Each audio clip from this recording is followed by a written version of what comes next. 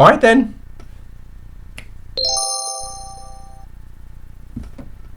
Now, shall we begin?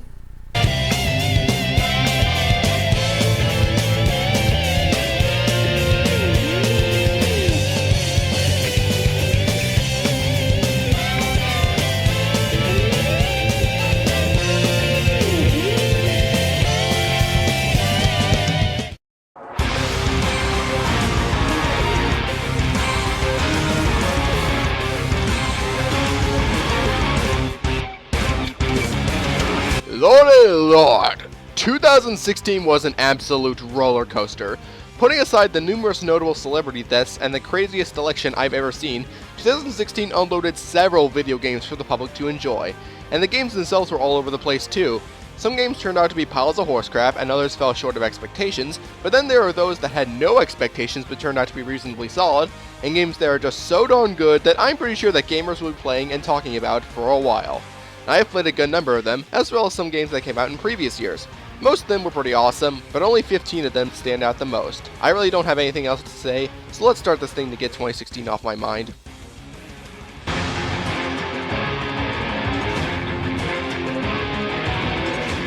For how much I love the Ratchet and Clank series, it's surprising to see it at only number 15. Well, that's mostly because the 3 Ratchet and Clank games I played this year, Deadlocked, Into the Nexus, and Quest for Rudy, if you want to count that, didn't really have the same impact that games like Up Your Arsenal, Tools of Destruction, and A Crack in Time had, but they're definitely great games regardless, especially Into the Nexus. Serving as the last game in the Ratchet and Clank Future saga, Into the Nexus, while not the strongest way to go out, was certainly a fun conclusion. In terms of story, it's not really that grand, however it does have a good amount to keep the player interested, centering around a criminal named Venger Prague, who escaped captivity at the start of the game, wishing to bring an alien force called the Nethers, and what escalates because of it. It's a pretty simple story that is made fun not only by funny writing, but also through numerous nods and uses of story elements from previous games like the Dimensionator. What I liked about this story was that it made itself interesting to follow by showing how much the escaped prisoners can be a big deal, and how threatening the Nethers themselves are. I wanted to know what would happen next, and what each character would experience, and that's something I do like about stories in the Ratchet and Clank universe. While the story is good and all, the gameplay truly made this a fun ride, taking the formula that the series has had for some time and doing what they can to make it stand out. And yes, you got your typical fun weapons and cool gadgets, which make the world still fun to travel through and enemies still fun to blow up, but the game also throws in some gravity mechanics, which allow you to get from one surface to another through gravitational pulls. It's not extremely constant throughout the game, but it did feel like a neat addition and made the locations where they were used in more memorable, as well as other additions like the jetpack, which made searching the area more fun, and the gravity 2D puzzles with Clank, which deviate from the game's normal gameplay to become a 2D puzzle platformer. I find these to be a nice change of pace because they make the game less repetitive overall and can get pretty brain-taxing at points. I know this explanation sounded pretty short and straightforward, but that's because Into the Nexus, while fun, is really short. Most Ratchet and Clank games usually take me about 9 to 11 hours to beat. Into the Nexus took me about 5 hours. Only 5 planets, which only should take you about 40 minutes to go through at max, a smaller weapon roster than previous games, and having the game be pretty easy altogether, though the final level kinda throws that hard wall at your face, it's pretty sad to see that the game's story doesn't last that long. But if you're gonna make the game short, it should at least be fun, and Into the Nexus is a fun game. Now I just need to get a PS4 so I can actually get the recent Ratchet and Clank game. Jeez, add another one to my PS4 backlog.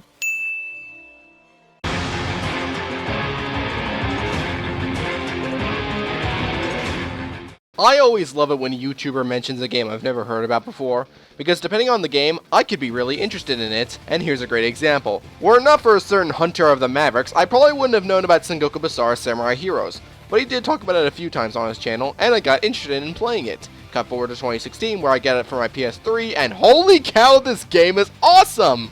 Now at first glance, you may think that they're just taking Japanese history and turning it into a hack and slash similar to Dynasty Warriors, where you're a one-man army taking down legions of soldiers, and yes, you're pretty much correct, but it goes the extra mile to make it as over-the-top and fun for the player as possible. While yes, the gameplay does require you to just mash each attack button until you beat everyone, each character in the game has their own way of pretty much turning into a violent roadrunner on crack, and making every soldier in front of them their playthings. So it's great to see what kind of combos you're capable of with a character, and how much destruction you can cause.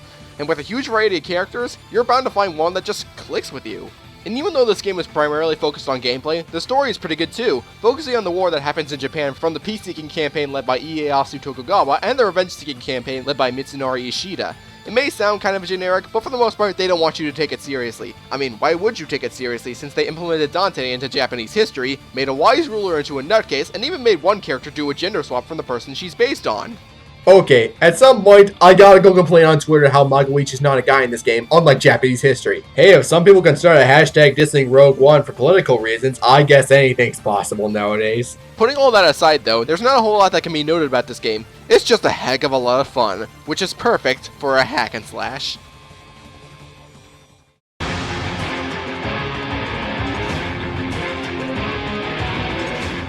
There was one period of time where a lot of people I knew on sites like Twitter and that website that might as well be a blank void were talking about a series of games called Danganronpa.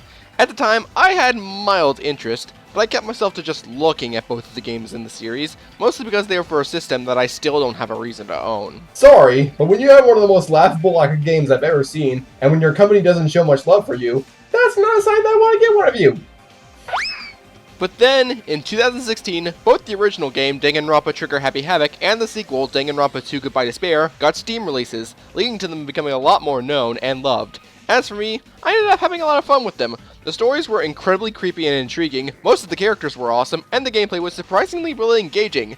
Though as much as I enjoyed both, Danganronpa 2 is easily the better one. Following in the footsteps of Trigger Happy Havoc, Goodbye Despair does what a sequel should do, create a whole new story that may have a similar setup to the first game, but make it darker, more engaging, and a whole lot weirder in some instances.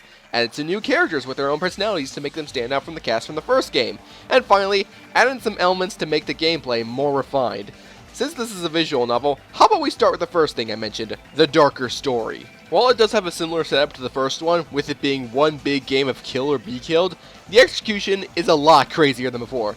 Not only does it take place on a series of islands instead of a school like in the first game, but the villain resorts to a lot more disparate needs and traps in order to cause total despair, even going as far as to having giant robotic animals getting involved. Hey, it's at least better than what Michael Bay can come up with. Because of these desperate needs and various motivations, the stakes are even higher than before, making the game a lot more heart-pounding to play than the first. Helping this case is the wide variety of characters that got caught in this. The developers went out of their way to make sure each one has their own trait that defines them, from the cute, to the fun, to the creepy, to about as anime as you can get. With the exception of a couple of these guys, every one of these characters make the game feel a lot more diverse and make it a lot more fun overall, even down to just talking to them during free times. Speaking of that, let's go over gameplay. Being a visual novel and all, you wouldn't expect much in terms of gameplay, but this game delivers a lot more than expected. It gives you free control over whatever parts of the islands that you want to see what lies around you, and see what other characters think of it. There's so much to interact with that it honestly adds a lot to this world, and when it comes time to investigate whenever an actual murder has happened, the game requires you to explore all of what you've learned about the new island visiting in the chapter, and look for evidence to show in the trials. And these trials are by far the best part of the game. They really put you to the test to see what you've learned about each piece of evidence you found and draw your own conclusions. While this trial formula was in the first game, Danganronpa 2 adds plenty new to it, like finding not only contradictions but also things to agree with, talkouts that play like sword fights, and even a surfboard minigame. These do a great job of taking a great concept and expanding upon it. In fact, that's the best way I can describe Danganronpa 2. It takes a great concept from its predecessor and adds more to it, and that sure makes an awesome sequel. As for the upcoming Danganronpa V3, I'll be looking forward to see what it has to offer.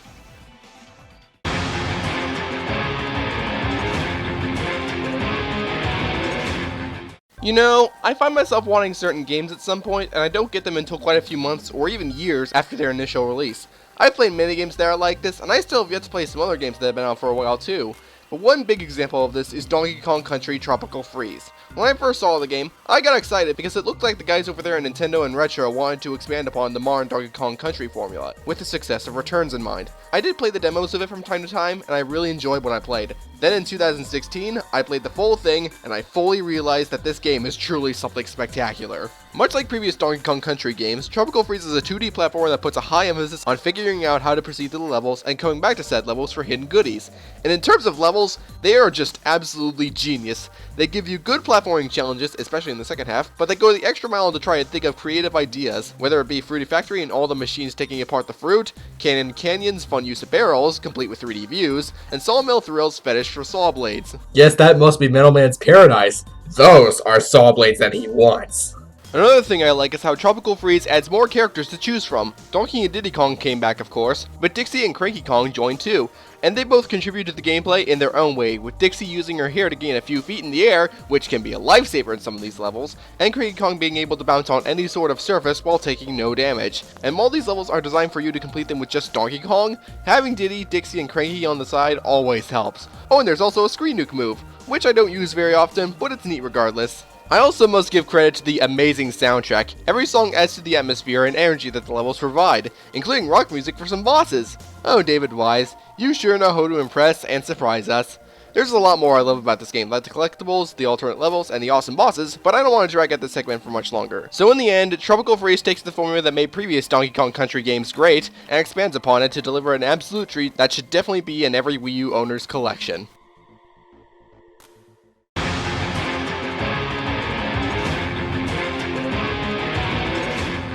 Being a fan of 2D platformers in general, and having recently becoming a fan of Inti Creates, I decided to go ahead and try out Azure Striker Gunvolt. And while the game definitely had some shortcomings, I still did enjoy it. Smooth control, fun level design, good bosses, most of the time, and very solid presentation too. So I decided to get Azure Striker Gunvolt 2 when it came out, and man, this is how you do a sequel. This game improves upon almost all the shortcomings in the first game, while simultaneously adding plenty new to make it overall better. The level design got an upgrade to take more advantage of what Gunvolt's capable of. While it does follow the same idea as the first game, the execution is a lot more varied, like how Desna's level is mostly a vertical climb, Miles' level uses water as a means to use your instincts to use electricity against you, or Tenjion's level which makes ice physics fun! Aside from that, while Gunvolt plays similarly to how he did in the first game, he's given a lot more toys to play with, like skills that don't consume energy bars to make proceeding through the levels more fun and different depending on your loadout, and making him a lot more versatile overall. But the biggest addition that this game has to offer is Copen as a playable character. Unlike last time where you fought him twice and that's it, Copen has a lot more bearing on the plot here, and he has his own unique playstyle, which consists of him dashing into enemies to home his shots, and using various weapons he can acquire from bosses, which can not only add for easier ways to take down some of these guys, but may also lead to alternate ways to complete levels altogether. Copen doesn't feel like a Gunvolt clone, but instead as a new way of enjoying the game. For these reasons, I actually prefer playing as Copen, because his playstyle makes the game, well, all the more fun! And with all these gameplay aspects that both Gunvolt and Copen have, come awesome boss battles, which feel a lot more climactic, a lot more creative, and a lot more fun than the bosses of the previous game. Seriously, I can't get enough of fighting these guys.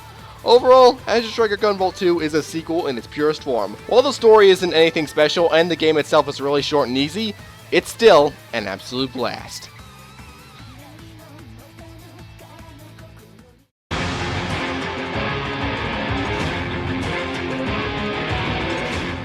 Oh, it's time to talk about Sonic Unleashed again. Yeah, back when I made my top 10 favorite Sonic games list, I held this one in high regard. But for those who have not seen that video, I'll go over as to why I love this game without dragging things out. While Sonic's not the franchise that always packs in great stories, the story of Unleashed is so well put together, focusing on the splitting of the world into many different pieces and how it affects the actual life on the planet, including Sonic's werehog form. It puts a simple but very effective premise and adds in great writing, which can be fun at the right moments and rather serious when the situation calls for it. Thankfully, it doesn't get too serious, so that's automatically a plus. As for gameplay, Unleashed goes in a different direction from 3D Sonic games prior to it by incorporating the Rush formula, most notably the boost, into 3D, leading to some fast and overall crazy levels during the daytime. And while they aren't as platform heavy as something like the adventure games or Colors, they certainly remain consistent in terms of pace, and have various different aspects that differentiate them from one another, like sled riding, running on the sides of buildings, among other things. During nighttime, however, Sonic's required to go slower and pummel his way through dark spawns using the sheer power of his werehog form. While I can see why some wouldn't like these levels, I see them as a nice change of pace, and they can have some great level design as a whole, except for Eggman Land. While this game isn't exactly perfect, as some of the bosses weren't too special, the metal hunting got annoying, and the previously mentioned crap pile of a level, Sonic Unleashed is a great time with a great story, awesome presentation, and fun gameplay. I'm just hoping that Sonic Mania and Sonic Forces will get Sonic's track record back up.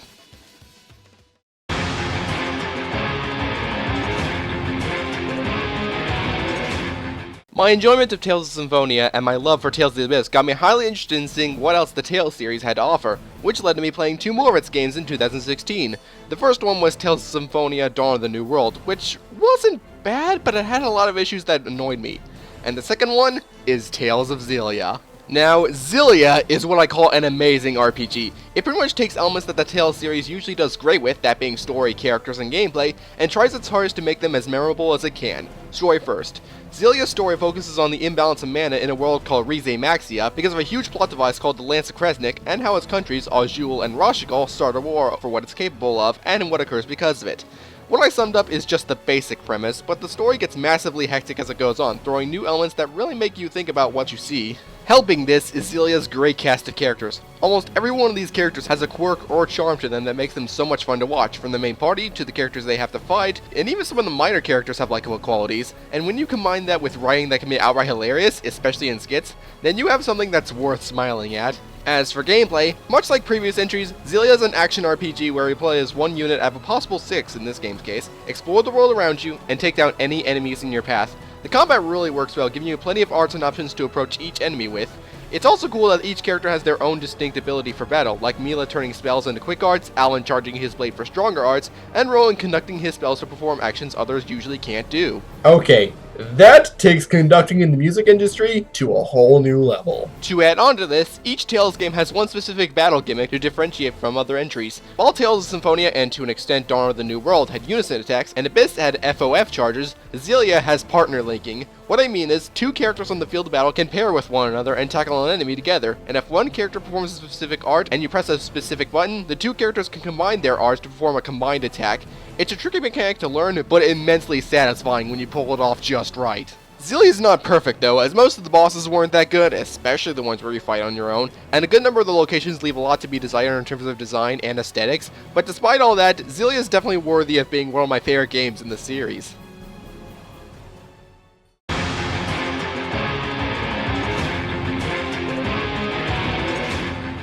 This next game is soccer with cars, and the cars have the ability to perform crazy maneuvers by just jumping and boosting.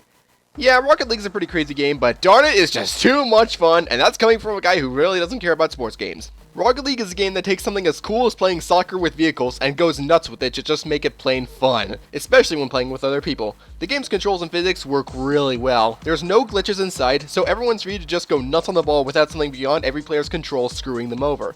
Another thing I find neat is, regardless if you win or lose a match, the game still rewards you with something for your car, like a skin, a decal, or some accessories.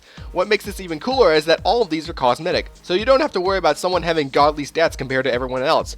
All you need to be awesome at the game is just pure skill.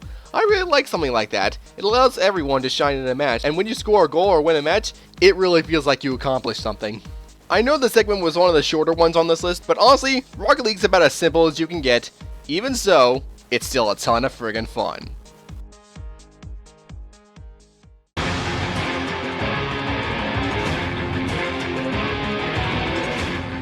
After around 10 years since the previous Star Fox game, unless you count Star Fox 64 3D, which is more of a remastering than anything else, Star Fox Zero headed to the Wii U, and while some people welcomed it with open arms, others were not very pleased with it.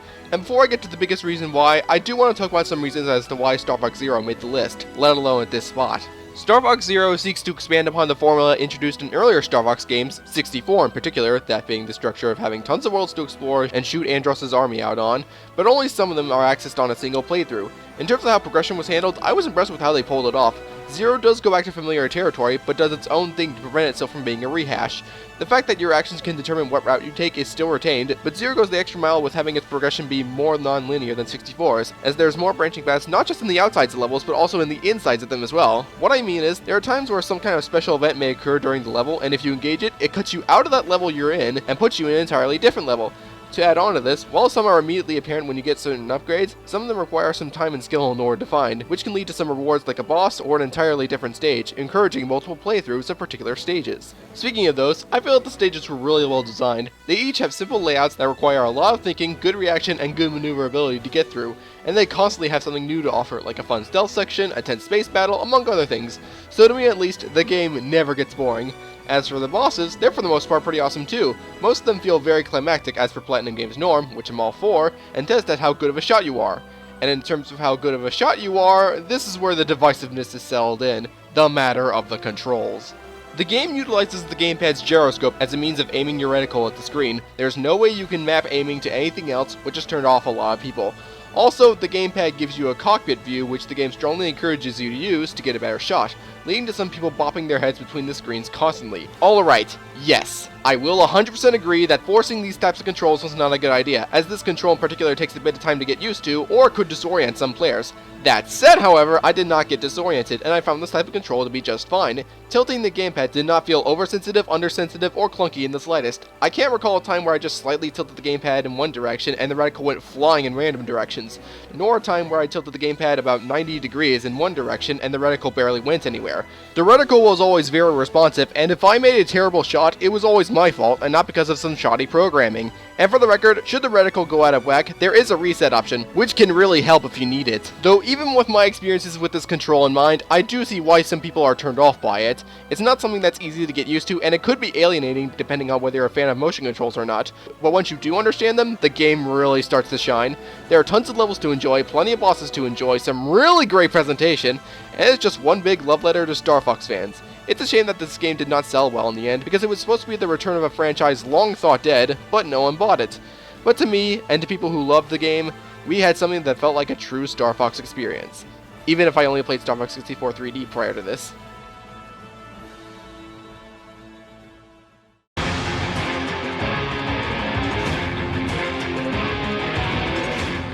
Well, it's good to see our cute little genie girl back on another one of these lists. After 3 years of Kickstarter activity and hype, Shantae Half-Genie Hero was finally released and received worldwide praise, and rightfully so. Since Shantae became a Half-Genie again at the end of Pirate's Curse, Half-Genie Hero goes back to Shantae's playstyle of transformations, like in the original Shantae and Risky's Revenge. In terms of transformations, regardless if they return from previous games or are completely new, are fun to use, and give Shantae more of a means to explore each area. And in terms of areas, Half-Genie Hero does a great job with them too. The game structure is different, with it being more like an action stage platformer similar to Mega Man instead of a Metroidvania like its predecessors, but that barely takes away any quality from these stages. They're all incredibly open and allow you to explore whatever you want to find the next part of the level, or find an extra goodie. It's also neat how all of them have something different to offer, like how Tasseltown has a tower chase sequence, Cape Crustacean has that carpet race, and Mermaid Falls has a factory area complete with some tight platforming. Also, I just have to compliment how this game looks and sounds. The hand-drawn sprites in this game are so filled with detail and move so fluidly that it just shows that the developers put effort into making everything look pretty.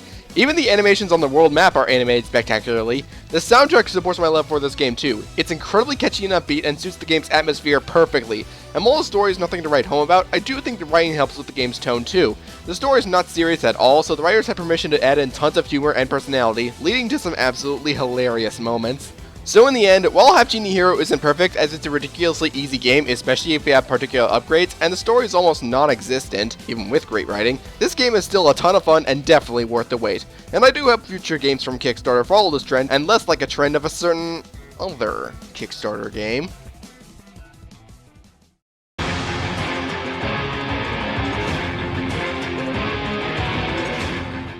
Combining of courage that sets a man's soul on fire! Gurren Lagann! And that is the awesomeness that is Kirby Planet Robobot in a nutshell. After things like super abilities and the Hypernova, the idea of Kirby getting a mech sounds really crazy yet oddly fitting, and Planet Robobot made that concept work. The Robobot armor adds in an extra layer of gameplay, not only in giving you some satisfying ways in order to get enemies, but giving it its own copy abilities, which can not only really do an amazing job in screwing obstacles up, but it can also help solve some really clever puzzles, like using a screwdriver for arranging platforms and using bombs to hit switches. And even if you're not using the mech, the level design remains very consistent and always has something new to offer, whether it be a city that looks a lot like Earthbound, a factory in the desert, or even a music city. Man, Kirby's not stopping with the creative levels anytime soon. And in terms of copy abilities, Kirby's got that down too. The majority of them return from the previous game, Triple Deluxe, but we also got back some abilities we haven't seen since earlier Kirby games like Mirror and Jet, and of course, 3 brand new copy abilities, Doctor, ESP, and Poison. Now, I don't know where Doctor and ESP originated from, but I do have my suspicions. And on some fun bosses, some awesome mini-modes, and a side mode that lets you play as the Bane of Brawl, complete with some spicy special attacks, and you probably have one of Kirby's finest games to date. It's really over the top and creative with what it does, it has plenty to offer in terms of gameplay, and it's overall a great time. And to end this segment off, there is only one thing I can do. Fight the power!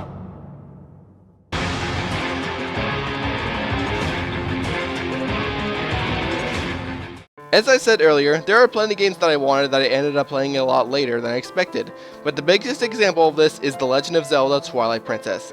Ever since I heard some of my internet buddies praise the heck out of it, I was always interested in trying it out for myself, But then I became kind of torn, as during that time, the game got an HD port for the Wii U, so I didn't know how to approach it.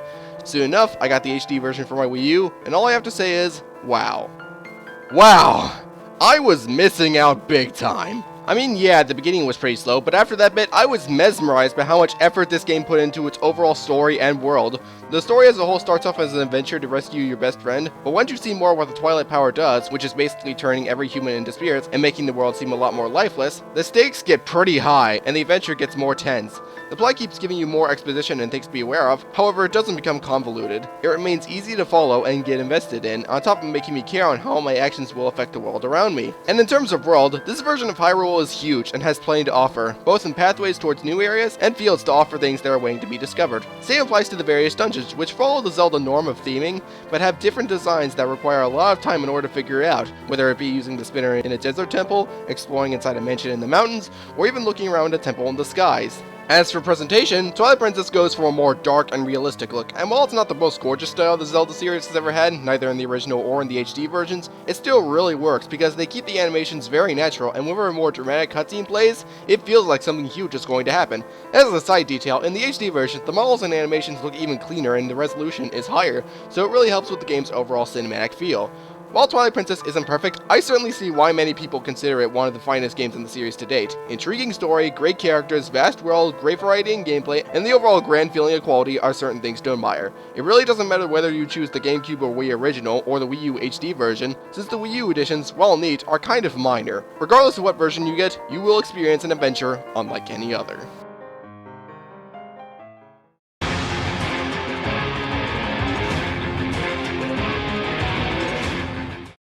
I'm not that much of a first-person shooter enthusiast. I understand why people find this genre appealing because of its simple pick-up-and-play nature and using it as a means to hang out with friends, but after I play them for a bit, they start getting really boring and I just go off to play something else.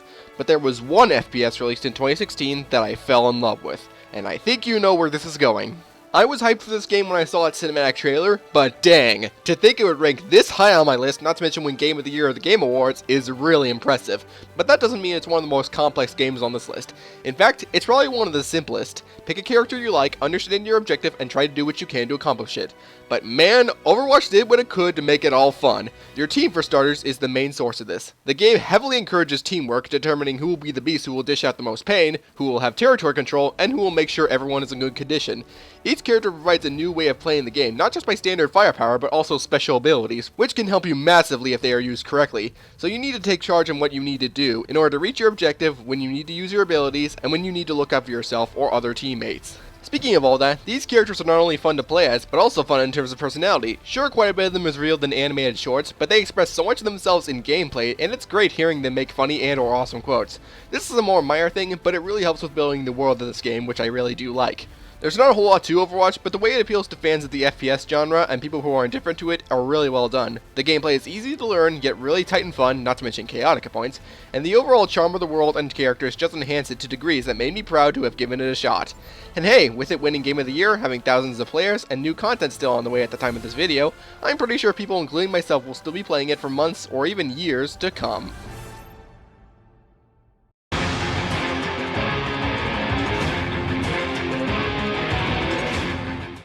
Let me tell you guys something. It was excruciating choosing between these next two candidates. There are so many things that these two get right that I almost gave up on choosing between them. But I cannot make number one a tie. That would have made no sense. And in the end, I decided. But regardless of my decision, number 2 was fated to be near the top.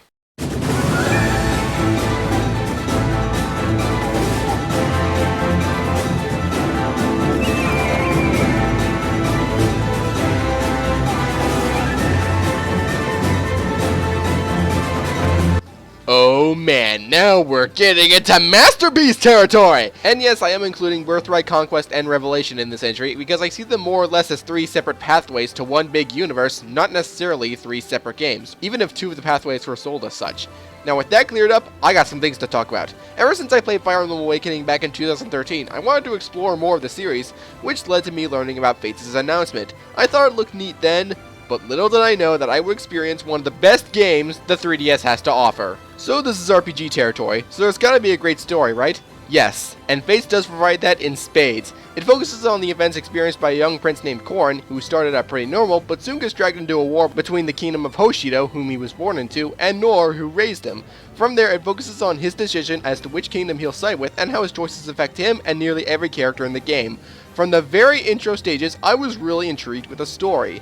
The plot gives you the exact amount of detail you need in order to choose sides, and when you make your decision, whether it be one kingdom or neither of them, the plot shows you how your decision is affecting the world around you. Korn constantly develops as a character, as do many of the others, different people wind up being fine on one side, but in critical condition in another, and more about what each villain seeks becomes more and more apparent. Throughout this entire story, I had my attention always focused on every character, and even feeling sad at some points. Speaking of all that, Fates' cast of characters is honestly one of the most likable I've ever seen in a game. Korn's great, Azure is amazing, the royal family members are fantastic, most of the retainers range from neat to outright awesome, among many others.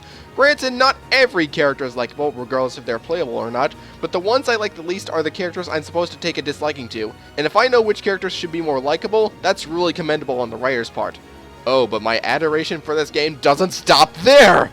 As a game made because of the success of Awakening, rather than being a cash grab, Fate expands upon everything people liked in Awakening and irons out Awakening's weaker points. A new weapon triangle was added to make combat more diverse, specifically to make archery more useful and magic less overpowered. Pair-ups were ironed out so specific pairs don't feel broken. The steal system was improved on, so I wouldn't have to worry about starting over at level 1 when a character gets to a new class, and weapon durability was replaced with stat modifiers, so you have to take concern of how your stats are effective, which is a much better way of strategizing than weapon durability in my opinion. All these factors bring playing new to the Fire Emblem formula and give you playing to work with in terms of managing which units can sweep right through everything at a given moment, and which ones need to hold back. It's perfect for newcomers to the series, Phoenix mode notwithstanding, and great for long-time veterans, especially if you're playing the Conquest route in general or any route on Lunatic or higher. Add on some absolutely gorgeous presentation, even for 3DS standards, an absolutely stunning soundtrack, great map design that constantly has new things to offer, especially with the Dragon Banes, and loads of replay value, and you have something that should truly be in every 3DS owner's collection. I really wanted this game to be number 1, but alas, the real number 1 took the stand. What? I said the real number 1 took the stand. Let's press Shut up! I told I was facing this video for those. Now before we get to number 1, here's some games that I enjoy but not enough for them to make the list. Phoenix Wright Ace Attorney Spirit of Justice, Ni no Kuni Wrath of the White Witch, God of War 2, Hyperdimension Neptunia Rebirth 2 Sisters Generations, Arcana Heart 3 Love Max, Pokken Tournament, Danganronpa Trigger Happy Havoc, Sonic Adventure 2, Ratchet Deadlocked, and the original Azure Striker Gunvolt.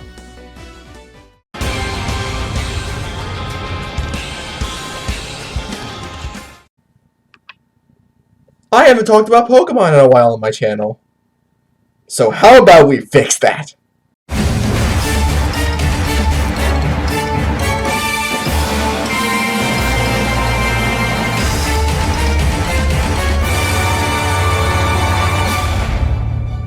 Alright, it was pretty obvious that this game was going to be ridiculously high on this list, but is it worth giving that much of a crap over? No. No, it's not, because Pokemon Sun and Moon is really that darn good of a game. Sure, the gameplay is similar than what previous gens had to offer, in that you still raise Pokemon to overcome challenges, but Sun and Moon's arrangement is quite different than previous games. Instead of going to 8 gyms and gaining badges, Sun and Moon instead has island trials, where you go to specific parts of an island, out of 4 might I add, and participate in a quest that can not only involve battles, but also finding items, finding other Pokemon, or even being a Ghostbuster with your camera. And hey, there are no ghosts that would look like they were ripped right out of a PS2 game, so that's good in my book.